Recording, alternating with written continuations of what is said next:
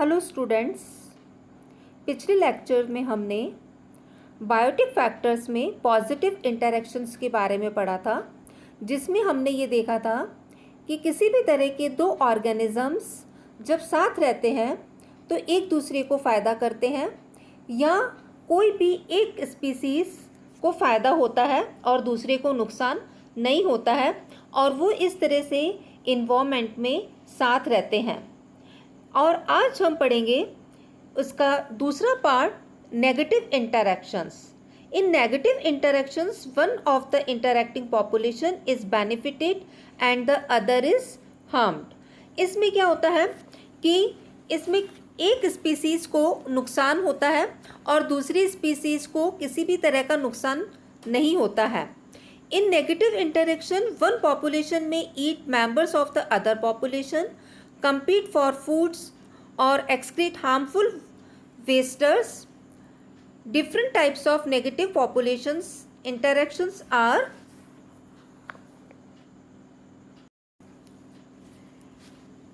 amensalism, parasitism, predation, cannibalism, competition.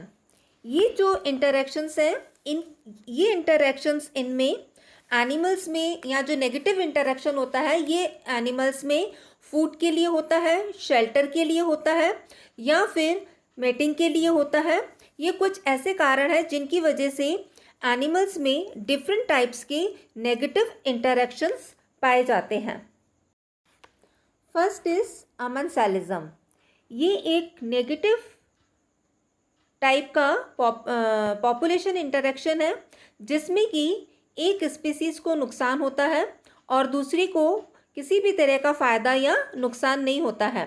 कुछ authors इस अमेंसालिज्म को एंटीबायोसिस टर्म देना पसंद करते हैं। Antibiosis is the partial or complete inhibition or death of one organism by another through the production of some substances or environmental conditions such as a result of its metabolic pathway. In antibiosis, none of them derives any benefit. The process of antibiosis is common in microbial populations and the chemical substances produced by microbes or for antibiosis are generally called as antibiotics.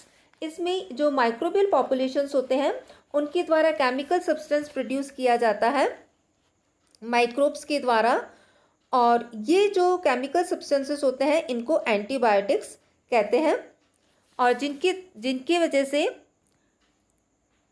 ये दूसरे animals को नुकसान पहुंचाते हैं। Examples of amensalism. First, chlorella produces a toxin which is harmful to other algae. Second, larger and more powerful organisms excludes another organism from its source of shelter or food is also a type of amensalism. Third is algal blooms such as red tide or green blooms are also example of amensalism. Next, negative interaction का है parasitism. ये भी एक negative type का population interaction है जिसमें कोई एक ऑर्गेनिज्म दूसरे ऑर्गेनिज्म की बॉडी के ऊपर या बॉडी के अंदर रहता है और उसके साथ रहकर वो या तो अपना शेल्टर प्राप्त करता है या उससे वो अपना भोजन प्राप्त करता है। और ये जो पैरासाइट होते हैं दो तरह के होते हैं, facultative parasite and second is obligate parasite.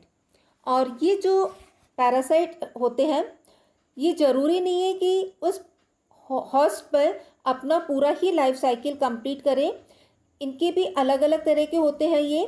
जैसे कि अगर किसी परजीवी को अपना जीवन चक्र पूर्ण करने हेतु सिर्फ एक ही होस्ट की ज़रूरत होती है तो ये कहलाते हैं मोनोजेनेटिक पैरासाइट, और अगर उनको एक से ज़्यादा की ज़रूरत होती है या दो होस्ट की ज़रूरत होती है तो ये कहलाते हैं डाइजेनेटिक पैरासाइट। जनरली ये जो पैरासाइट्स होते हैं अपने होस्ट को एकदम से मारते नहीं हैं, Usually a specialized parasite does not kill the host at least until it has completed its reproductive cycle. जब तक उनका अपना पूरा साइकिल ख़त्म नहीं हो जाता तब तक ये उस होस्ट को ये मारते नहीं हैं. फॉर एग्ज़ाम्पल कस्कुटा एक प्लांट है जिसका जो स्टेम होता है वो दूसरे लार्ज प्लांट के ऊपर पैरासाइट होता है और इसमें क्लोरोप्लास्ट प्रेजेंट नहीं होता है, इसलिए ये अपना फूड तैयार नहीं कर सकता और अपना फूड लेने के लिए उसकी बॉडी में स्पेशलाइज्ड एब्जॉर्प्टिव स्ट्रक्चर्स प्रेजेंट होते हैं जिसे हॉस्ट्रिया कहते हैं और ये उन हॉस्ट्रिया के द्वारा दूसरे प्लांट जो होता है उससे ये अपना भोजन प्रिपेयर्ड भोजन को अपना वो लेते हैं, अपना उस दूसरे प्लांट से जो होस्ट प्लांट होता है उसके द्वारा ये अपना प्रिपेयर्ड जो फूड होता है मटेरियल होता है उसको ये एब्जॉर्ब करते हैं. प्लांट्स के अलावा कुछ माइक्रो ऑर्गेनिजम्स होते हैं such as bacteria, virus, fungi, mycoplasm, protozoan etcetera which cause many disease in human and other animals and plants are parasites. जो कि ये माइक्रो ऑर्गेनिजम्स होते हैं ये इनमें एज पैरासाइट्स रहते हैं और ये ह्यूमंस में भी और प्लांट्स में भी अलग अलग तरह के ये डिजीज़ को फैलाने का काम करते हैं.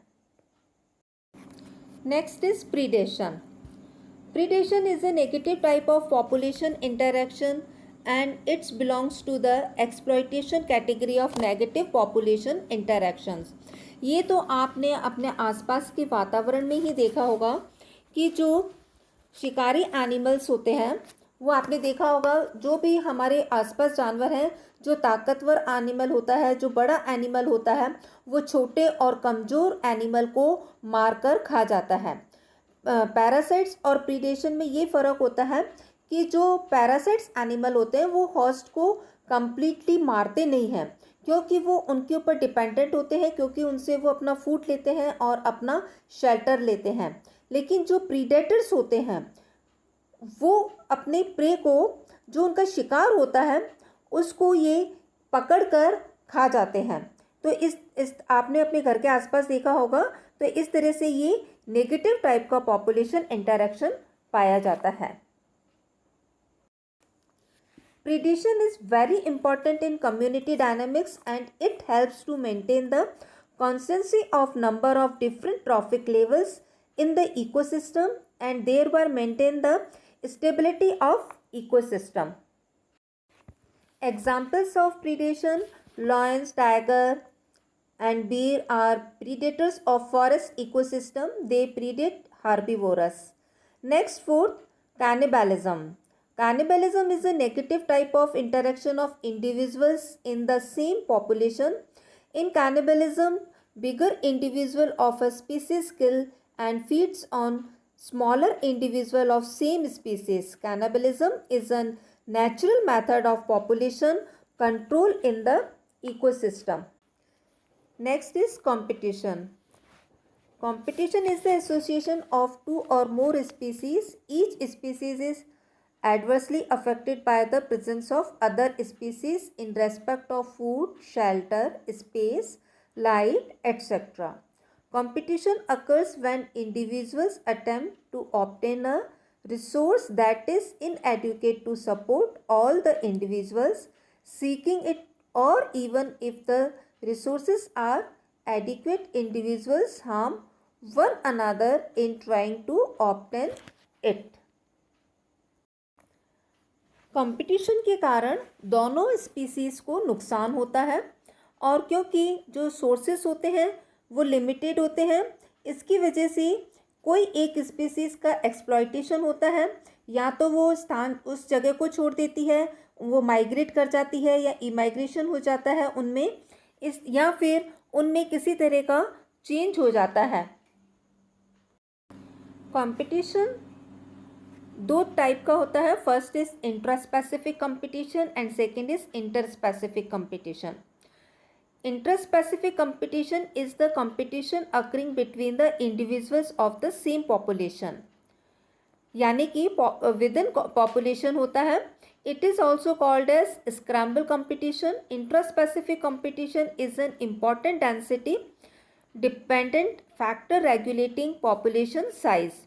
Intraspecific competition is also responsible for the even distribution of individuals of the species in an ecosystem. Second is interspecific competition. It is the competition occurring between populations of different species whose requirements are common and inadequate in the ecosystem. It is also called as contest or interference competition. तो इस तरह से students आज हमने environment में species या organisms के बीच में पाए जाने वाले डिफरेंट नेगेटिव इंटरैक्शंस के बारे में पढ़ा, जिससे किसी भी एक स्पीसीज़ को किसी नुकसान ज़रूर होता है दूसरी स्पीसीज़ के द्वारा। और ये जो इनमें इंटरैक्शन होता है, नेगेटिव इंटरैक्शन होता है, वो सीमित सोर्सेस की वजह से या फिर अपना फूड लेने के लिए या शेल्टर लेने के लिए या मैटिंग के लिए, इनमें कुछ ऐसे फैक्टर्स हैं जिनकी वजह से इनमें ये नेगेटिव इंटरैक्शंस पाए जाते हैं। Thanks class.